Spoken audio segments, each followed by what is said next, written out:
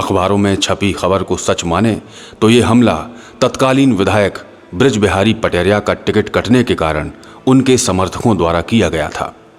वो हमला इतना खतरनाक था, लोगों ने उनके जिंदा बचने की उम्मीद ही खो दी थी। मैंने हर्ष यादव जी को उठाया, उस समय तक उन्हें होश था। हर्ष यादव जी बेहोश नहीं हुए थे, जीवट वाले व्यक्ति थे, उन्हें होश रहा। लेकिन जैसे ही उन्हें मैंने अपनी गाड़ी में बैठाला और वो बेहोश हो गए, मैं जल्दी से उनको लेकर के अपने बल के साथ, मैंने कहा पहले इनकी जान बचाना जरूरी है, मुलजिम तो बाद में पकड़े जाएंगे। मुलजिम उधर बिजौरा तरफ इधर उधर भाग गए। वो सभी जो है उस समय के विधायक जो थे उनके समर्थक थे। और मैं हर्ष यादव जी को लेके मैंने रास्ते में वायरलेस सेट से अपने एसपी साहब को बताया। एसपी साहब को बताया कि सर ऐसी ऐसी इनकी हालत है और काफ़ी गंभीर हालत है और उनकी आंखों से खून निकल रहा है और हो सकता है कि आंखें उनकी डैमेज हो गई हों। तो एसपी साहब ने गंभीरता से लिया। एसपी साहब जो अस्पताल आ गए थे और सभी डॉक्टरों को उन्होंने अलर्ट करके खड़ा कर लिया था। जैसे ही मैं गाड़ी लेके पहुंचा, हर्ष यादव जी का एसपी साहब ने, हम सब लोगों ने तुरंत इलाज शुरू करवाया। इलाज शुरू होते ही उनको बताया कि नहीं, इनकी एक आंख डैमेज हो गई है और इनकी दूसरी आंख में भी गंभीर चोट है और इनको अगर इनको सुरक्षित रखना है तो इन्हें दिल्ली ले जाओ। लेकिन जब घटना मुझे पता चली कुछ दिनों बाद, पूरी निष्कर्ष से लिपट के हम बहुत रोए थे उस समय। निष्कर्ष तो समझ भी नहीं पा रहा था कि मम्मी रो क्यों रही है।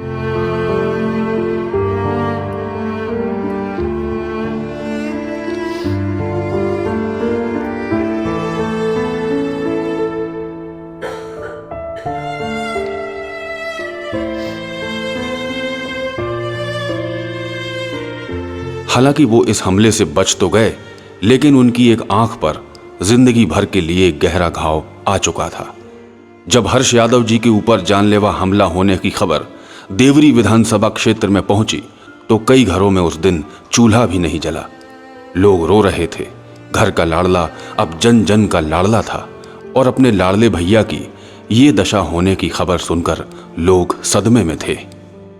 कांग्रेस पार्टी के तत्कालीन मुख्यमंत्री श्री दिग्विजय सिंह जी ने जब हमारे भैया हर्ष यादव जी और उनके परिवार का पूर्ण सहयोग किया और तत्कालीन प्रभाव से एयर एम्बुलेंस से हमारे हर्ष यादव भैया को दिल्ली एम्स भेजा गया। तो हम सब लोग ने लेके सीधे भोपाल पहुँचे और भोपाल में जाके दिग्विजय सिंह सभी लोग मिले। उन्होंने पूरा हम लोगों को भरोसा दिलाया। फिर बाई प्लेन हमें इन्होंने भेजा दिल्ली एम्स के लिए।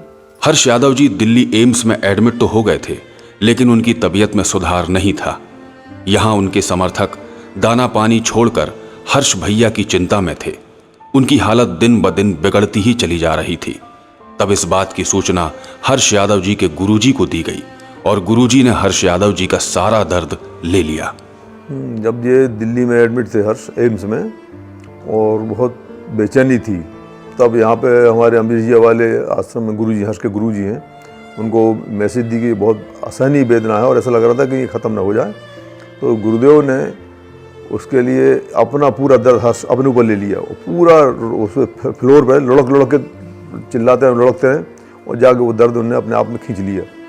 और यहाँ पे फिर यहाँ की पब्लिक की दुआएं थी, पूरे क्षेत्र की इतने लोगों ने दुआएं दी थी। सब सब ने भगवान जो जिस धर्म का था, हर धर्म में अपने मनोती मांगी, ईश्वर प्रार्थना की, खुदा से प्रार्थना की, क्रिश्चियन से, कि प्रभु हर्ष को बचाएं भाई। और सबकी दुआ से हर्ष अच्छे हुए और वहाँ वो लेके आए। देवरी विधानसभा क्षेत्र के हर परिवार की प्रार्थनाओं से, ईश्वर की कृपा और गुरुजी के आशीर्वाद से हर्ष यादव जी पूरे 12 दिन बाद देवरी विधानसभा क्षेत्र में चुनाव प्रचार करने लौट आए। जन जन के चहेते भैया हर्ष यादव जी को देखकर ढाना एयरपोर्ट पर उनके समर्थकों ने ऐलान कर दिया था और कह दिया था कि हर्ष भैया तुम संघर्ष करो, हम तुम्हारे साथ हैं। ढाना में जैसे ही पता लगा, लोग इतना हुजूम इकट्ठा हुआ, कोई हजारों लोग, लाखों भी कह सकते हैं, इतनी भीड़ थी। एयरपोर्ट की जगह नहीं थी, बहुत पब्लिक थी और सब हर जिंदाबाद, हर संघर्ष का हम तुम्हारे साथ, नारे लगा के फिर हम लोग जीपीएस गाड़ियों से हम लोग आए। फिर देवरी बहुत भीड़ थी, बहुत सब देवरी में बहुत रस हुआ था, बड़ी दुआएं दी लोगों ने और आज उन्हीं की दुआओं का हमारे खड़े हो गए। जब ये रसायना आए तो पूरे परिवार ने इनसे पूछा, क्या आपको चुनाव लड़ना है या नहीं? तो इन्होंने एक ही उनका जवाब था कि जनता ने हमारे ऊपर बहुत विश्वास किया और जनता के विश्वास को मैं तोड़ नहीं सकता। मैं चुनाव लड़ूंगा और उनकी हम सेवा के लिए हम जब तक हमारी सांस रहेगी तब तक मैं संघर्ष करूंगा और लड़ूंगा और मैं फार्म भरूंगा, मैं चुनाव लड़ूंगा चाहे कुछ हो जाए। और उन्होंने हाँ कहा और चुनाव लड़े।